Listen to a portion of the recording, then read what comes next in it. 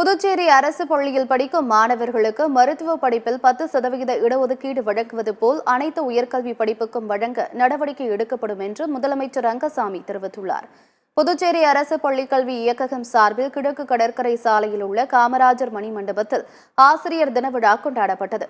முதலமைச்சர் ரங்கசாமி விழாவை தொடங்கி வைத்து டாக்டர் ராதாகிருஷ்ணன் விருது, முதலமைச்சரின் நல்லாசிரியர் விருது, கல்வி அமைச்சர் விருது என 20 ஆசிரியர்களுக்கு விருதுகளை வழங்கினார்.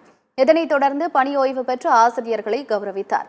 இந்நிகழ்ச்சியில் உள்துறை மற்றும் கல்வித்துறை அமைச்சர் நமச்சிவாயம், மாநிலங்களவை உறுப்பினர் செல்வ கணபதி, துறை சார்ந்த அதிகாரிகள், ஆசிரியர்கள் மற்றும் பலர் கலந்து கொண்டனர்.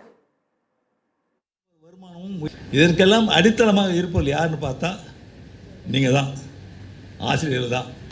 பள்ளிக்கூடம் நல்ல கல்வி, பிள்ளைகள் நல்ல கல்வி, கல்லூரியில் நல்ல கல்வி, இந்த கல்வியை கொடுக்க வேண்டும்.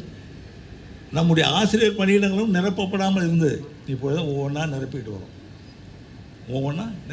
ஒவ்வொரு ஆசிரியர் பணிகள் நிரப்பப்பட்டு வருகிறது. எல்லா பிரிவுகளிலும் நிரப்பப்பட்டு.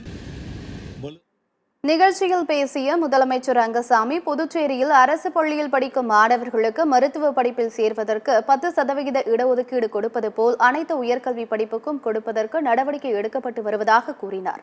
மேலும் புதுச்சேரியில் மூடப்பட்டுள்ள சுதேசி பஞ்சாலை, பாரதி பஞ்சாலை, AFT பஞ்சாலை இடங்களில் IT பார்க், கைத்தறி பூங்கா மற்றும் கைவினை கலைஞர்கள் உற்பத்தி செய்கின்ற கைவினைப் பொருட்களை விற்பனை செய்வதற்காக ஏக்தா மால் அமைக்க மத்திய அரசு 105 கோடி ரூபாய் ஒதுக்கீடு செய்துள்ளதாக தெரிவித்தார்.